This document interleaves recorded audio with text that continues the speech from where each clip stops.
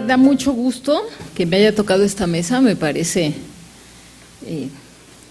pues muy interesante porque se trata de dos experiencias que son completamente distintas pero que tienen muchísimo en común. Entonces, dos lugares que tienen una gran variedad lingüística y ambos van a hablar del tema. Entonces, creo que va Francisco primero, ¿verdad? En el orden del… Sí. ¿Soy yo? Perdón. Entonces, la doctora Liliana Arzobska tiene una amplísima experiencia, pasó muchos años en China, tiene una gran experiencia como traductora, etcétera. Entonces, no quiero quitar el tiempo porque es la última mesa y vamos a terminar pronto. Entonces, claro que la doctora tiene la palabra. De cualquier modo, voy a usar el minuto de rojo, de la tarjeta roja, para darle gracias, realmente gracias a la UNAM, a la institución de vanguardia en este país, que nos generó este foro. Hay muy pocos foros de China, muy pocos. Estamos en la capital y esta vez es la UNAM la que convoca gente de primer nivel de China, además paga para que vengan. La verdad, muchas gracias. Es un honor, yo estoy en el Colegio de México, para mí es un honor estar aquí con ustedes. Agradezco su paciencia, la verdad, lo único criticable es que, realmente es un día maratónico de trabajo y faltan 2. Y gracias por la paciencia, sobre todo al público que está aquí y pues no se mueven, gracias. Bueno, el tema, estoy segura que UNAM tal vez con un poco de espera va a publicar los materiales, entonces no quisiera tanto regirme por el material que es, primero quiero decir, como lo dijo la doctora Celia, efectivamente yo no soy especialista, digamos, en el estudio sociológico de las lenguas en China. Yo trabajo el chino en sí, trabajo el chino como lengua, la traducción es mi especialización y el análisis, digamos, de la gramática, aunque yo digo que chino no tiene gramática e insisto que no tiene gramática. Aquí, antes de hablar de las lenguas chinas, de las lenguas en China, permítanme solo una pequeña anécdota, la cual va a ilustrar lo que quiero decir. En los años 90, 80 finales y 90 principio, cuando China ni de lejos era lo que es, cuando China apenas, digamos, empezaba, se adentraba en el proceso de reformas y apertura, etcétera, etcétera, y no era el gigante que conocemos el día de hoy.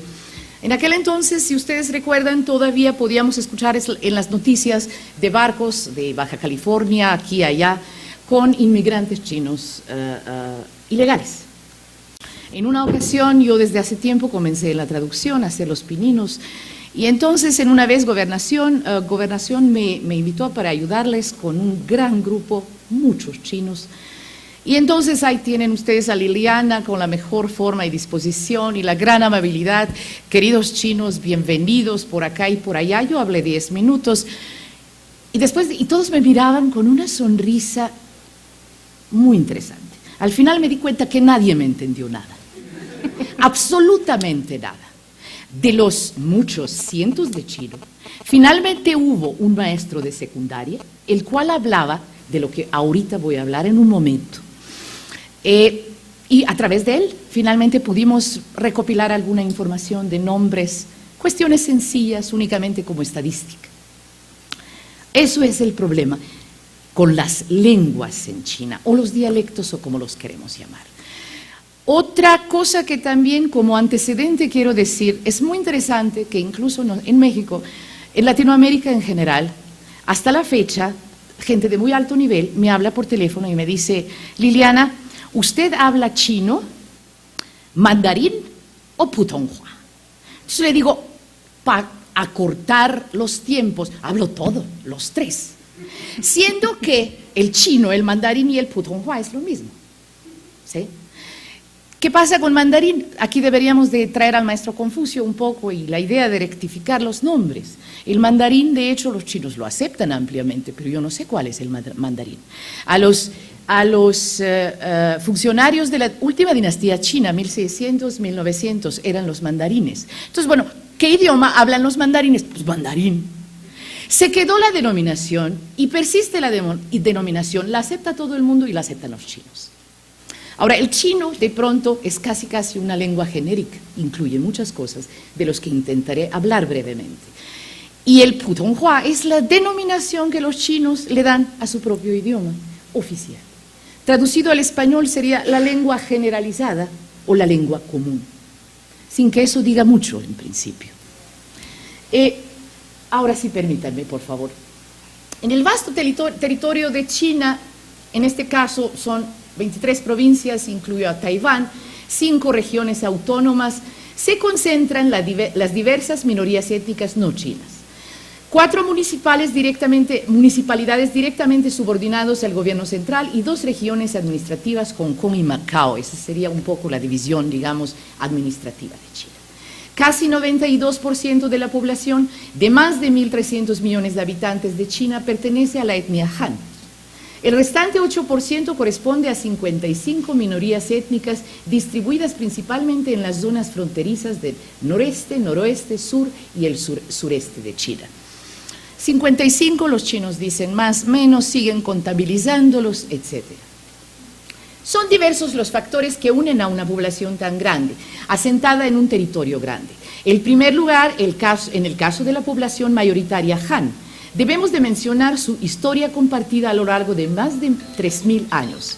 En segundo, aunque no menos importante, debemos señalar la escritura china representada por caracteres o ideogramas, los cuales, de acuerdo a hallazgos arqueológicos, datan desde el siglo XVII a.C., los primeros. Estas son las etapas del desarrollo, los que han estudiado chino, lo hemos visto todos, las 7 etapas del desarrollo de la escritura china, que prácticamente tiene un origen y una secuencia de desarrollo en una misma vertiente por más de 3.000 años. Todo esto lo van a ver. Aquí es, yo creo que bastante figurativo esta imagen para ver cómo han evolucionado los caracteres chinos, pictofonográficos en su gran mayoría, donde de pronto los primeros de hace 3.000 y tantos años parecían mucho a los objetos que representaban y luego hay una cierta estilización de los mismos. Sin embargo, se puede ver la veta por donde sucede dicha transformación. Yo creo que enfatizo eso. ¿Qué es lo que hace a los chinos chinos? O por lo menos a los Han, ser una etnia unificada. Para mí el idioma es la base y curiosamente no el idioma hablado, es el idioma escrito, porque el idioma hablado es un verdadero lío en China. Los sistemas fonéticos, aquí también no quisiera tomarme tiempo, todo esto lo van a tener por escrito para ver cómo de pronto a lo largo de la historia ha habido sistemas basados en el alfabeto latín para transcribir los sonidos del chino y cómo han sido usados por quiénes, etcétera. De hecho, la doctora del panel previo habló claramente de los sistemas fonéticos, del sistema fonético pinyin inventado por los chinos en 59, adoptado oficialmente en 79 como el sistema generalizado de la fonetización china. Ahora, eso que nosotros decimos mandarín chino y putonghua, los chinos lo generaron, porque ellos mismos, los chinos de la República Popular China, a su idioma lo llaman putonghua. Este mismo en Taiwán se llama guoyue y en Singapur se llama huaiyue. Entonces, yo creo que ellos causaron un poco la confusión. Pero bueno, finalmente estamos hablando de una misma lengua. Aquí sí quiero adentrarme en algo. La profesora del CEPE también mencionó una cosa. Ella con gran seguridad afirmó que en China hay 205 lenguas. Realmente yo creo que los chinos todavía no los contabilizan. Diferentes materiales y estadísticas hablan de diferente número de idiomas. Ahora, aquí también quiero, por favor, insisto, y le pido perdón a los doctores lingüistas de la mesa. Yo no soy lingüista, yo no tengo formación, pero sí quiero decir que la palabra dialecto y lengua, idioma, tiene, ojalá, corríjanme por favor, puede tener una implicación estrictamente lingüística y en una gran mayoría de los casos política. A lo que me refiero es finalmente lengua y dialecto. Caramba, ¿cómo vamos a llamar dialecto a una cosa que yo hablo una lengua y el dialecto de esta lengua o los 250 que existen en China no le entiendo nada? Porque lo que fueron hace 20 años, los que yo les hablé bonito, eran chinos, eran Han. solamente que provenían de Cantón, del sur de China y del Fujian, de dos provincias a 2.000 kilómetros de Beijing, ¿sí? Entonces, bueno, aquí no quiero adentrarme, más bien se las dejo, la discusión es para ustedes trabajan este tema, pero quiero decir que en China, al igual que en muchos otros lados del mundo, incluso en la misma Europa, la palabra lengua y dialecto se usa muchas veces con connotaciones estrictamente políticas.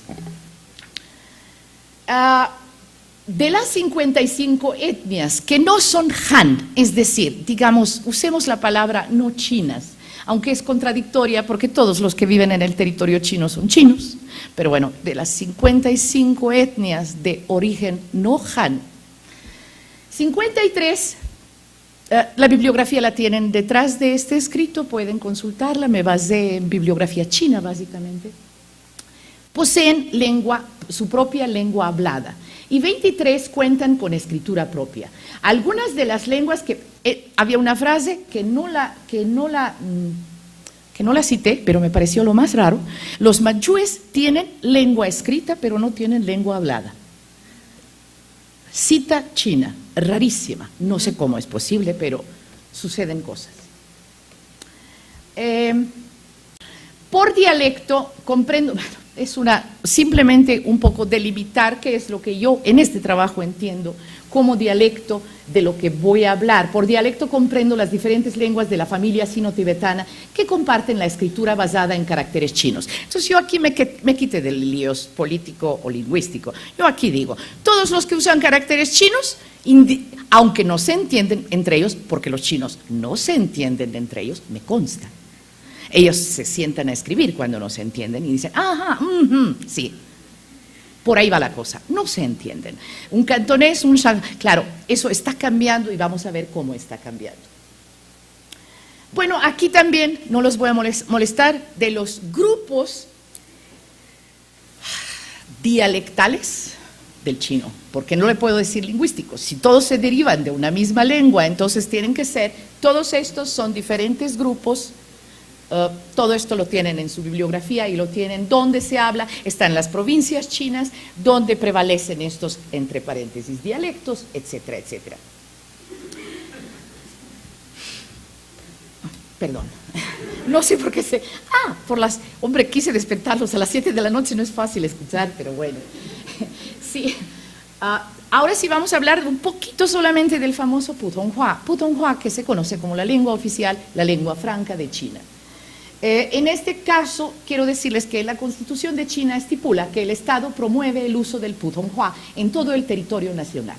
La Ley Nacional sobre la Lengua Estándar, hablada y escrita, especifica su uso obligatorio en las oficinas del gobierno, las escuelas, la prensa, publicaciones, radio, cine, televisión y todos los servicios públicos. Dicha ley garantiza el derecho de todos los ciudadanos de aprender el Putonghua. No solamente Han, se refiere a todos los ciudadanos de la República Popular China.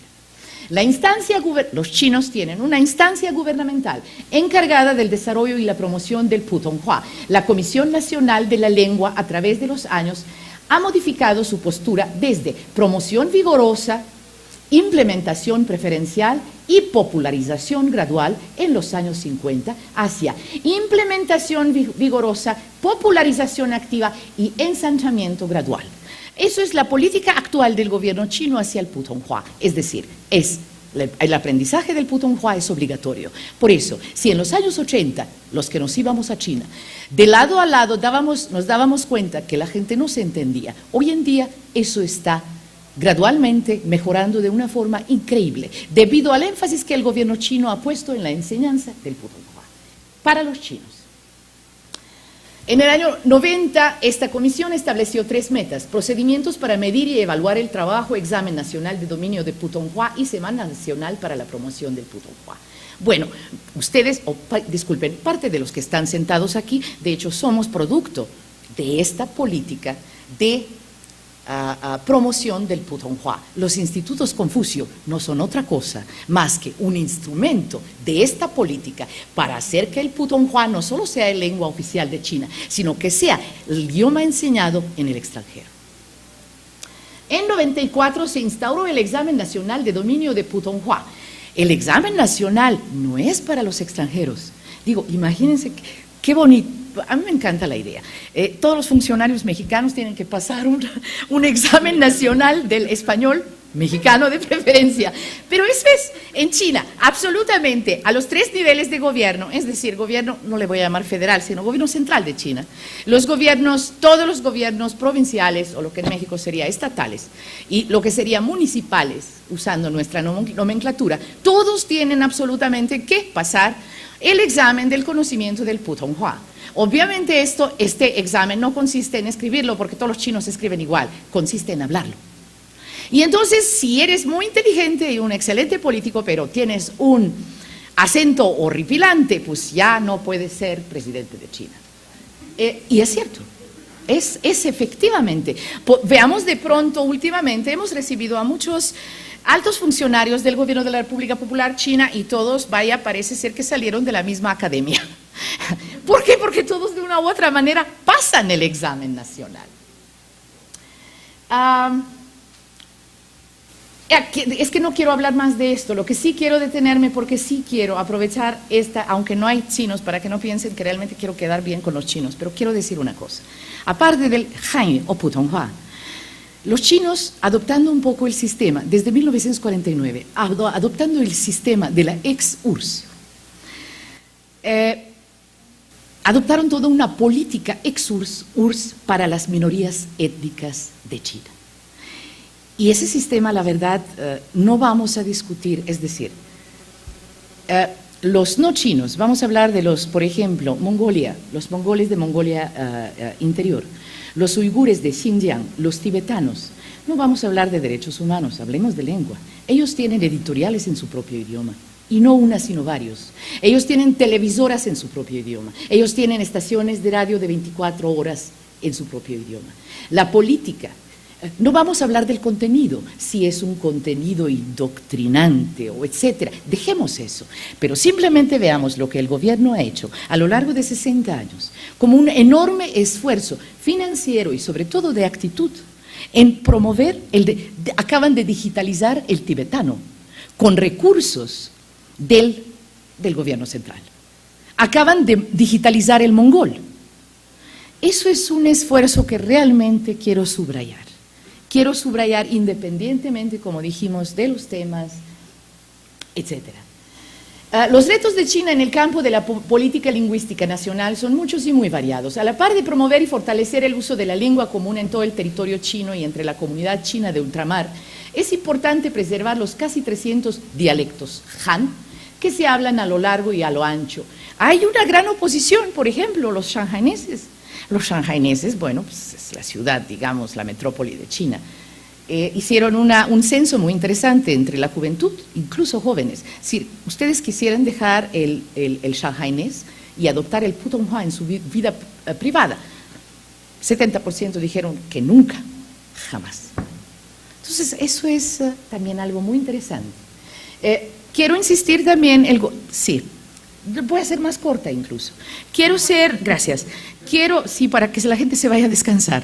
Quiero ser muy insistente porque me consta, no he hecho estudios a fondo, sin embargo, sí conozco el esfuerzo. Por ejemplo, uno de los escritores afamados chinos, traducidos a muchas lenguas, es tibetano, es el señor Alai. Ese esfuerzo por parte del gobierno chino para promover el desarrollo de las lenguas no chinas, de la literatura no china, es impresionante. Fui testigo, el julio de este año, en el tercero simposio de la Asociación Nacional de Escritores Chinos, cuando los chinos dijeron que este año se abre un concurso a nivel mundial para todos los extranjeros que saben chino y que quieren traducir obras de escritores no Han. Déjeme decirle nomás para que se animen todos los de aquí a estudiar chino. ¿Saben cuánto pagan una hoja de la novela? Pesos mexicanos, 1,500. Es decir, eso es un esfuerzo real. Eso es un verdadero esfuerzo. Claro, ustedes van a decir, no, claro, pero nos van a decir qué novela traducir. Dejemos eso a otro lado. Es Es decir, dejemos el plano, digamos, político, veamos lo que hace el gobierno, porque finalmente en muchos países del mundo, actualmente en el siglo XX, y yo les puedo hablar de Grecia y Macedonia, de donde vengo, yo soy macedonia de origen, donde poblaciones macedonias en Grecia no se les permite el uso de su idioma en el siglo XXI. Entonces, bueno, China, con todo lo que, siendo un país en vías de desarrollo, China siendo un país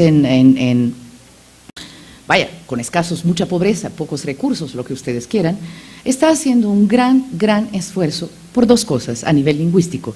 Promover el uso de Putonghua a nivel de todo el territorio. Si tú eres tibetano y quieres ser algún funcionario en Tíbet, vas a hablar primero chino. Tibetano lo hablas por ser lengua materna. Y número dos, la preservación de las lenguas no chinas en el territorio chino por medio de políticas activas propuestas del gobierno central de China.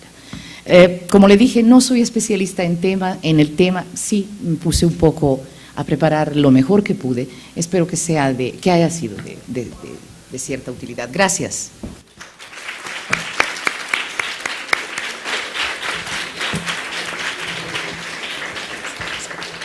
Bueno, pues muchísimas gracias a la doctora Arzobska. ¿Se van a cambiar? Bueno. Ahora presenta el doctor Francisco Arellanes, el trabajo de la diversidad lingüística en México, pueblos originarios. El doctor trabaja en el Seminario de Lenguas Indígenas en el Instituto de Investigaciones Filológicas.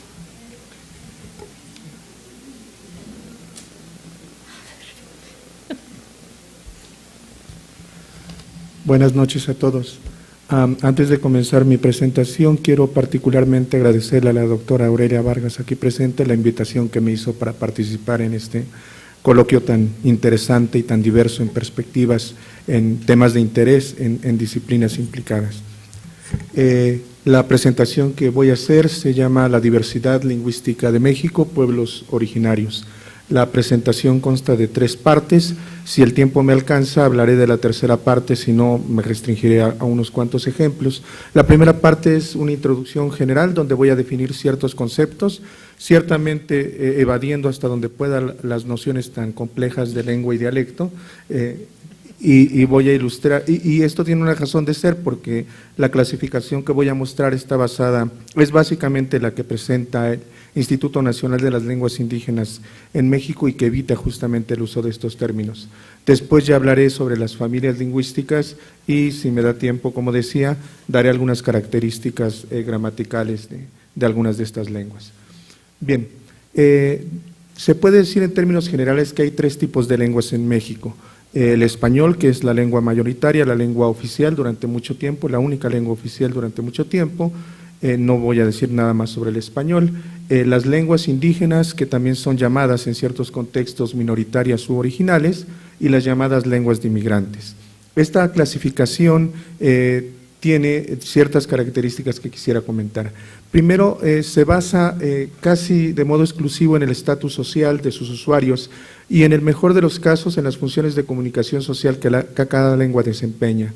Esto es sobre todo con relación a al tipo B, puesto que la categoría indígena es una categoría que está impuesta desde afuera.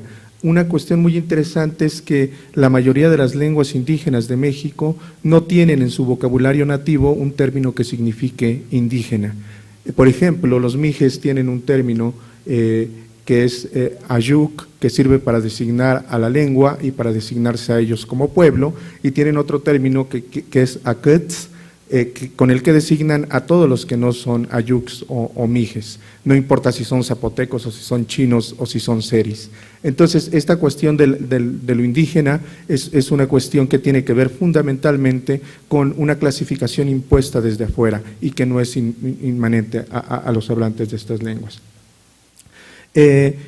También esta clasificación, que junta a todas las lenguas indígenas en un grupo, no considera hechos gramaticales ni la ausencia de relaciones genéticas entre las lenguas. Como veremos a continuación, hay 11 familias lingüísticas en México, sin contar las lenguas romances, y en ese sentido quiere decir que el mije y el zapoteco, que el seri y el guave, no tienen un ancestro común. No se remontan aún con un grado de profundidad hasta donde sabemos, no hay nada que las una más que el compartir un mismo territorio nacional. Y finalmente hay un traslape parcial entre los tipos B y C, en algunos casos, por ejemplo, como el kikapú y el canjobal, que son al mismo tiempo lenguas de inmigrantes, no son lenguas originarias de México, sino el kikapú producto de migración de Estados Unidos hacia México, y en el caso del canjobal de Guatemala hacia México. De hecho, son migraciones bastante recientes que se pueden remontar al siglo XIX y son consideradas lenguas indígenas, pero técnicamente también son lenguas de migrantes. Por otro lado, tenemos lenguas como el véneto chipileño, que es una variante de italiano que se habla en Chipilo, Puebla, y que esa es evidentemente una lengua de inmigrantes, pero no es una lengua indígena. Pongo estos casos para contrastar un traslape parcial entre los tipos B y C. Bueno, voy a hablar sobre todo justo de las lenguas del tipo B, incluyendo las que son también de migrantes. Para hablar de esta clasificación que hace el Instituto Nacional de Lenguas Indígenas, necesito referirme a tres conceptos, a tres definiciones que se utilizan en esta clasificación, que es la de las familias lingüísticas, que agrupa todo el conjunto de lenguas que tienen un ancestro común. Como decía, hay 11 familias lingüísticas en México, hay 68 agrupaciones lingüísticas, que sería el siguiente nivel de clasificación, y hay 364 variantes lingüísticas, casi una para cada día del año. Voy a definir con un poco más de detalle cada uno de estos términos: familia, agrupación y variante. La familia lingüística es la categoría más inclusiva de los niveles de catalogación del INALI. Se define como un conjunto de lenguas cuyas semejanzas estructurales y léxicas se deben a un origen histórico común. Como hace rato comentaba la doctora Aurelia Vargas en su participación, por ejemplo, el protoindoeuropeo en cierto sentido agrupa a un número amplísimo de lenguas que tienen ese origen común. Es decir, que en términos, digamos, de origen genético, es como si en México hubiera 11 protoindoeuropeos. Hay 11 familias lingüísticas indoamericanas representadas en México con al menos alguna de sus lenguas. Las familias por su ubicación geográfica de norte a sur son la álgica, la yutonagua, la cochimillo-humana, el seri, la otomangue, la maya, el totonaco-tepegua, el tarasco o purépecha, mijezoque, chontal de Oaxaca y guave. La categoría agrupación lingüística, que es la del siguiente nivel, se define como un conjunto de variantes lingüísticas comprendidas bajo el nombre dado históricamente a un pueblo indígena. Las 68 agrupaciones lingüísticas dispuestas en orden alfabético son las que aparecen allí, y voy a dar unos segundos para que las lean, pero yo mismo no las voy a leer. Sin embargo, si ustedes notan, más o menos corresponden a lo que desde un punto de vista, digamos, de no especialista se podría considerar lenguas. Nada más que en ciertos casos, bajo la denominación de una misma lengua, pongo por ejemplo el zapoteco, no se trata en términos estrictamente lingüísticos de una lengua. Los zapotecos entre sí constituyen, al menos en las estimaciones, digamos, más moderadas, se dice que son al menos 6 lenguas distintas a lo que llamamos zapoteco. Hay otros autores que hablan de 16 lenguas zapotecas, dependiendo de los criterios que se sigan. Pero, digamos, el criterio básico, que es la inteligibilidad, es un criterio bajo el cual el zapoteco no puede ser una lengua. Un zapoteco de la Sierra Norte simplemente no se puede entender con un zapoteco de valles centrales. Y no es el único caso el del zapoteco, si bien en otros casos sí son grupos que, ya sea por su número o solo por la homogeneidad, podrían corresponder al concepto de lengua definido lingüísticamente. La categoría variante lingüística es la que alcanza el mayor grado de detalle de los niveles de catalogación del INALI. Se define como una forma de habla que a. presenta diferencias estructurales y léxicas en comparación con otras variantes de la misma agrupación lingüística, y que implica para sus usuarios una determinada identidad sociolingüística que se diferencia de la identidad sociolingüística de los usuarios de otras variantes. Esta categoría es comúnmente empleada por la población hablante de la lengua indígena, en particular los bilingües que hablan la lengua indígena y español. Es importante que normalmente hay entonces una autodenominación. Existen 364 variantes lingüísticas en México. Las variantes lingüísticas constituyen un indicador de la enorme diversidad lingüística de México, Y el INALI, en principio, se supone que tiene el propósito de evitar la discriminación lingüística y considera que todas las variantes lingüísticas deben ser tratadas como lenguas, al menos en áreas educativas, de la impartición y administración de justicia, de la salud, así como en los asuntos o trámites de carácter público y en el acceso pleno a la gestión, servicios e información pública. Esto es digamos, una buena intención, pero obviamente en muchos casos todavía no se lleva a la práctica. Hay ocasiones en que, por ejemplo, hay juicios en los que está involucrado un individuo que no es hablante de español y no hay para su defensa un abogado que entienda la variante lingüística que esta persona habla. Entonces, aunque digamos esto ya está en el plano de las leyes, en la práctica es evidente que todavía hay muchas injusticias lingüísticas, por ponerles un nombre. Bueno, voy a presentar ahora brevemente alguna información sobre las 11 familias lingüísticas junto con la enumeración de las agrupaciones y obviamente no de todas las variantes. Están organizados familia lingüística, subfamilia, agrupación lingüística, variante lingüística y luego la forma con la que se autodenominan y el estado en el que se localizan. Voy a poner está en color verde los casos en que se trata de lenguas de inmigrantes y en color rojo las lenguas o las variantes lingüísticas que están en peligro de extinción. La primera familia es la álgica. El nombre de esta familia proviene de la contracción del nombre de una de las dos subfamilias que la integran, la algonquina y la adición a esta del sufijo ic. Las lenguas de esta familia se hablan en gran parte de Canadá y en el extremo norte de los Estados Unidos, teniendo una concentración muy significativa en la región de los Grandes Lagos. El kikapú, que pertenece a la subfamilia algonquina, es el único idioma de esta familia que se habla en México. La llegada de los kikapú a territorio nacional se dio en el siglo XIX, cuando después de una invasión de los anglosajones a su territorio, le pidieron al gobierno mexicano un espacio para vivir y a cambio le solicitó que defendieran a los pobladores mexicanos de los ataques de los comanches, que eran muy frecuentes en aquel tiempo. Desde ese momento los kikapú son considerados un grupo binacional. He agregado, con el riesgo de de caer en estereotipos, algunas fotografías, ninguna de mi autoría propia, todas tomadas de internet, que ilustran a veces las características físicas de las etnias, a veces algún aspecto cultural. Entonces, aquí está un grupo de kikapús. La segunda familia es la yutonagua. El yute es, por un lado, uno de los idiomas que se hablan en el extremo norte del área ocupada por esta familia, que es en Idaho, en los Estados Unidos de América, y el náhuatl es, por otro lado, el idioma que se habla en el extremo sur de la misma área. La familia yutonáhuatl, a la que también se le llama yuto-azteca, es una de las que abarca mayor territorio en el continente americano y comprende uno de los conjuntos de idiomas más numerosos. 4 grupos de la subfamilia norteña solo se hablan en Estados Unidos de América. Los 11 idiomas hablados en México pertenecen a 3 de los grupos de la subfamilia sureña. Anteriormente existía otro grupo ya desaparecido formado por la lengua tubar. El pápago, pima alto y el yaqui se hablan tanto en Arizona, Estados Unidos de América, como en Sonora, México. El náhuatl se habla además de México en El Salvador, una variante llamada pipil. Como les recuerdo que en rojo aparecen las que están en peligro de extinción y aquí pues podemos reconocer varias que se hablan en México, el guarijío, el yaqui, el mayo, el cora, el huichol, el náhuatl, que se habla en muchos estados y que tiene muchísimas variantes. Aquí elegí la fotografía de unos corredores tarahumaras o jaramuris, tienen fama de ser muy buenos corredores. La tercera familia es la cochimí-yumana. El nombre de la familia incluye los nombres de las 2 subfamilias que la componen. Cada una representa extremos del territorio que ocupan o ocuparon sus hablantes. La cochimí en el extremo sur, en Baja California, y la yumana en el extremo norte, en Arizona. El cochimí es una lengua extinta. La subfamilia yumana recibe su nombre de uno de sus idiomas, el yuma.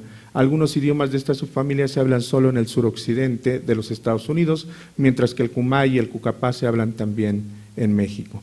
Ahí, como podemos ver, son varias las lenguas que están en peligro de extinción y además, tristemente, están muy poco documentadas. Ahí la foto es de unas niñas pai pai. El seri es una familia lingüística que consta de un solo miembro, que no se ha podido relacionar genéticamente con ninguna otra y recibe este nombre a partir de dicho idioma. Puede ser considerado entonces una lengua aislada, como en otras latitudes es, por ejemplo, el vasco. Anteriormente se consideraba que el seri estaba vinculado a un conjunto de idiomas con el chontal de Oaxaca y algunos idiomas de Estados Unidos, y a esta agrupación se le llamaba lenguas jocanas, pero se ha demostrado que el seri no pertenece a esta familia de lenguas. La quinta familia es una familia enorme, como la Yutonagua, es la familia otomangue. Es de hecho la más grande y la más diversificada de México. Las lenguas de esta familia se hablan desde el estado de San Luis Potosí, el PAM en particular, hasta el estado de Oaxaca, donde se hablan, entre otras, el zapoteco. Hubo lenguas que pertenecieron a esta familia y que se hablaron en Chiapas, como el chapaneco, y en países centroamericanos como Nicaragua y Costa Rica, el subtiaba y el mangue. Estas últimas lenguas se encuentran ya extintas. Incluye un gran número de lenguas: el otomí, el mazahua, el pam, el chichimeco, el chinanteco, el tlapaneco, el mazateco, el chocholteco, el zapoteco, el chatino, el amuzgo, el cuicateco y el triqui.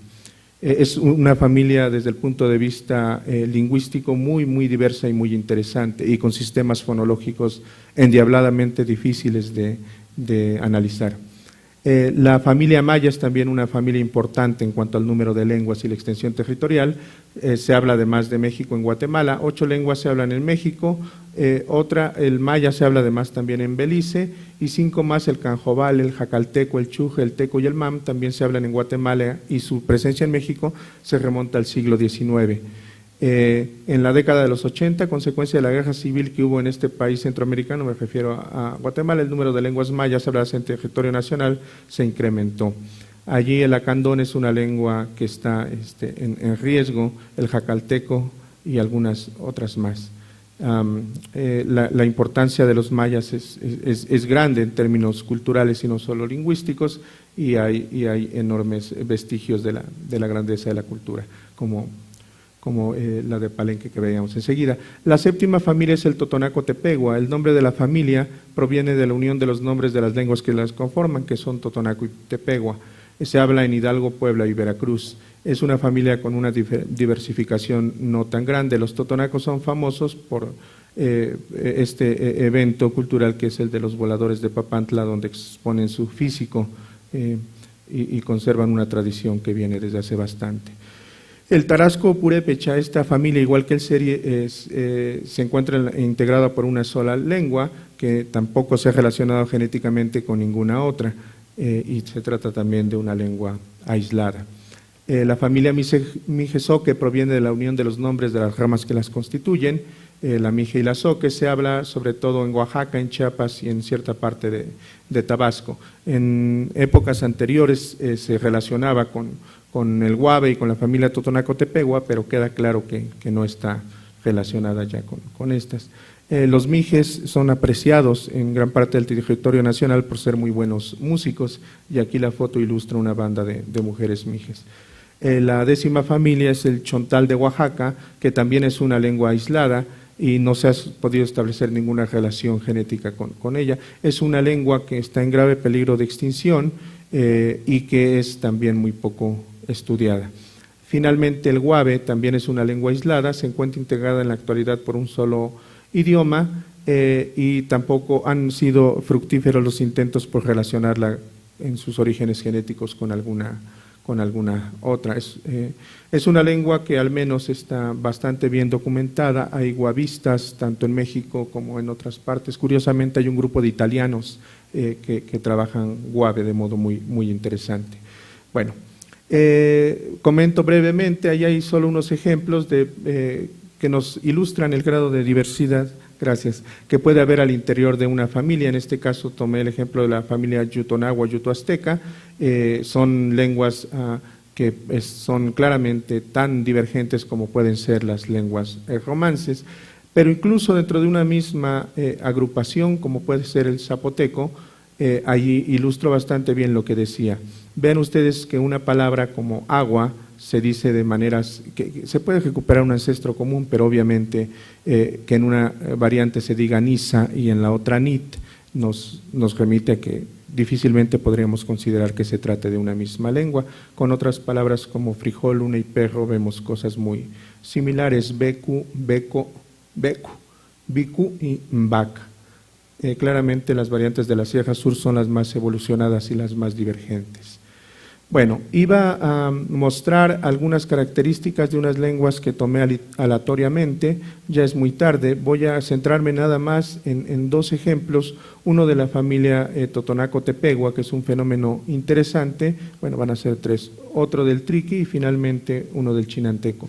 Con relación al totonaco, tiene una construcción que es de llamar bastante la atención. Es un fenómeno que se llama incorporación de partes del cuerpo, que es una especie de composición desde el punto de vista morfológico.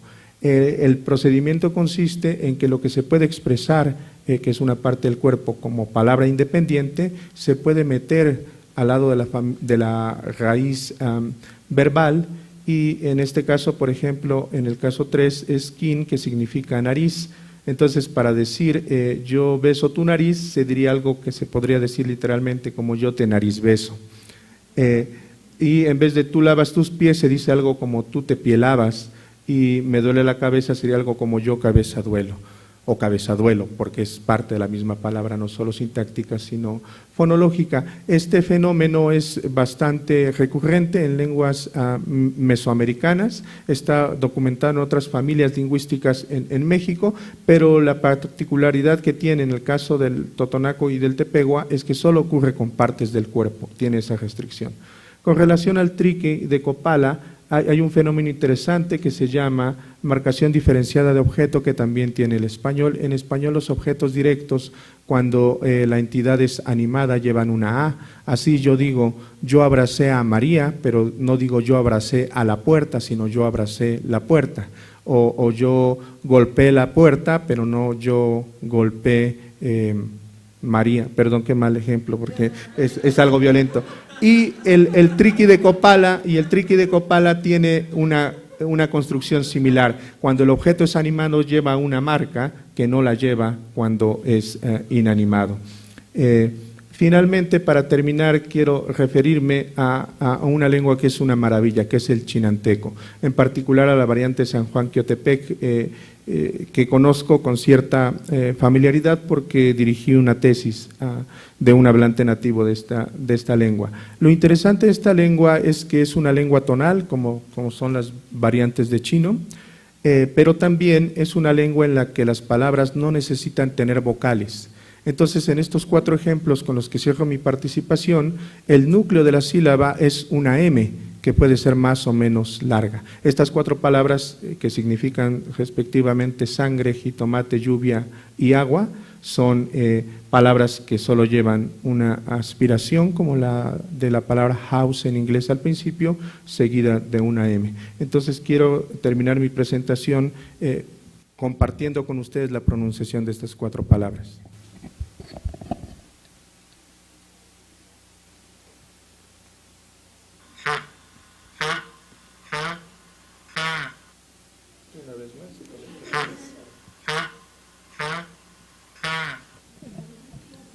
Es solo una muestra de lo bella y compleja que es esta lengua. Les agradezco mucho su atención a todos.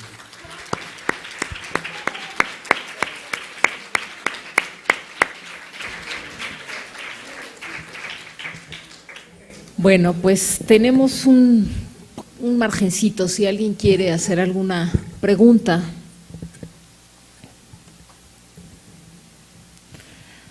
Bueno, 1, 2, 3 y ya, pero hay que esperar el micrófono para que se pueda grabar. Bueno, yo nada más una pregunta, gracias. Me parece muy buena la mesa. A Arellanos, al profesor Francisco Arellanos, en la zona de Papantla, por la Huasteca más o menos, hay gente que dice que hay lenguas que son muy parecidas o que provienen del chino. Entonces, no sé si tú sepas algo de eso.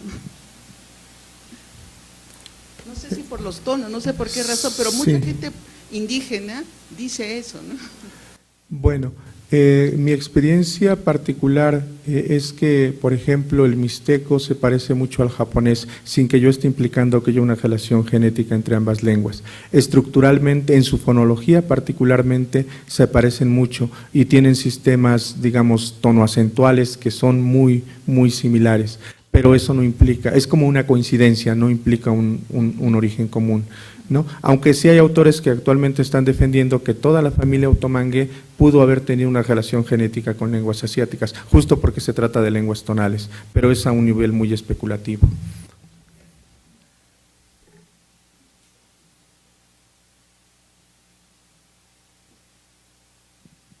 Bueno, buenas tardes. Mi pregunta va dirigida igual al profesor. Yo soy actualmente estudiante de geografía. No tengo muchos conocimientos de lingüística, pero me gustaría tenerlos. Y creo que voy a ser demasiado atrevido con lo que se había comentado antes también sobre lengua y dialecto, que es una lengua y que es un dialecto, que muchos igual nos quedamos picados con con esta pequeña duda, pregunta. Y pues Oaxaca, pues, al parecer es demasiado atractivo, ¿no? Desde un punto de vista lingüístico es mega diverso. Creo que hay muchísimo donde trabajar ahí y creo que no sé si hay investigaciones más a fondo acerca de esta familia otomangue con la cual se relacione con el resto de familias que se hablan aquí en América, porque vamos, se me hace un poco raro pensar de que surgieron igual de la nada, vamos, sus lenguas, que no estén emparentadas con ninguna otra familia, con el resto del continente. Gracias. Sí, voy a tratar de responder brevemente. Ha habido intentos muy serios de relacionar a las lenguas otomangues con otras lenguas en el mundo y ninguno de estos intentos es lo suficientemente contundente. Entonces, ante la duda se asume que son un grupo que efectivamente internamente es muy diverso.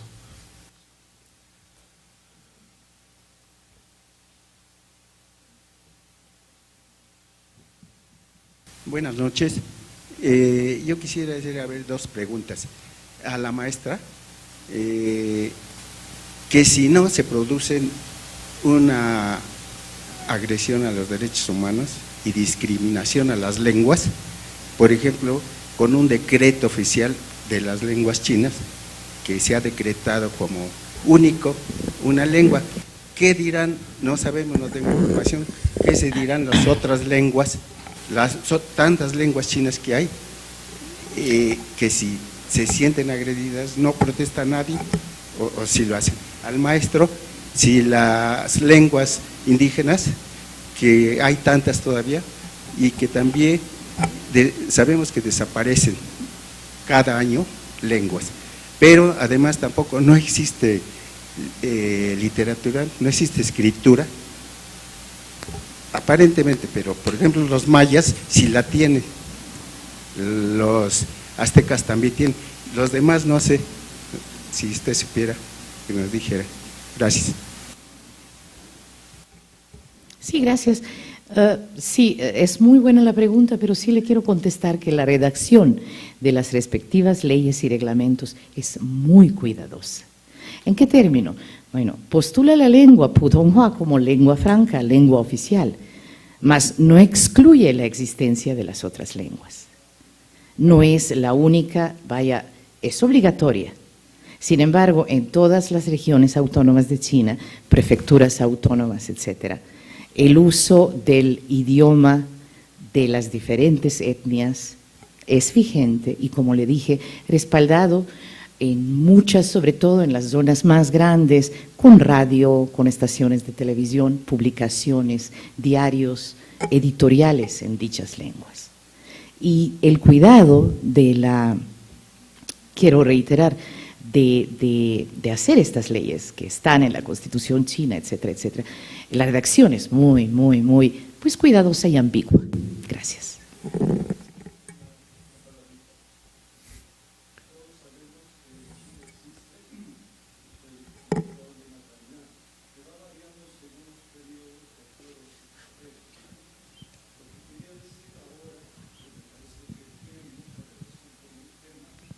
Es que los países o las etnias minoritarias no tienen absolutamente ningún control de natalidad para que no desaparezcan.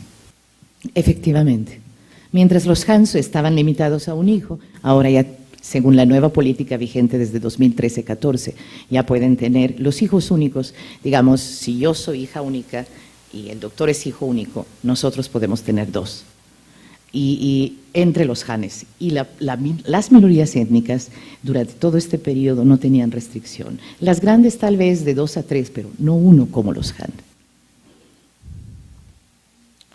Sí, bueno, quisiera contestar en lo que la pregunta que me hicieron directamente.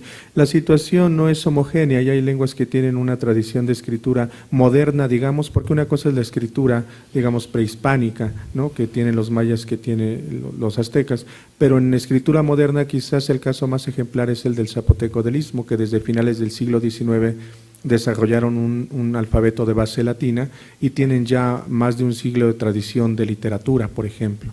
Pero en otras lenguas simplemente no solo no existe la tradición, no existe ni siquiera el alfabeto. Entonces también creo que en cierta parte la labor de los lingüistas es contribuir, en la medida en que podamos, a desarrollar esos alfabetos. Sí, una última pregunta. Bueno, muy felicito a los dos ponentes, realmente creo que tocaron puntos muy importantes de las respectivas situaciones lingüísticas, ¿no?, de China y de México. Por ejemplo, en el caso de Francisco Arellanes, pues se ve interesante también esos fenómenos como de convergencia lingüística, ¿no? Esas, por ejemplo, el hecho de que en esa lengua, la última, la que mencionaste, otomana, Chinanteco. Chinanteco. El chinanteco, donde lo que en la reconstrucción del indoeuropeo son las sonantes, ¿no?, funcionando como núcleo silábico. O sea, es interesante porque puede uno de alguna manera ver de manera efectiva cómo se puede realizar, ¿no?, digamos, esa pronunciación, esa articulación como núcleo silábico de una sonante, digamos, ¿no? Entonces me pareció muy interesante para nuestros estudios también fuera de ese ámbito.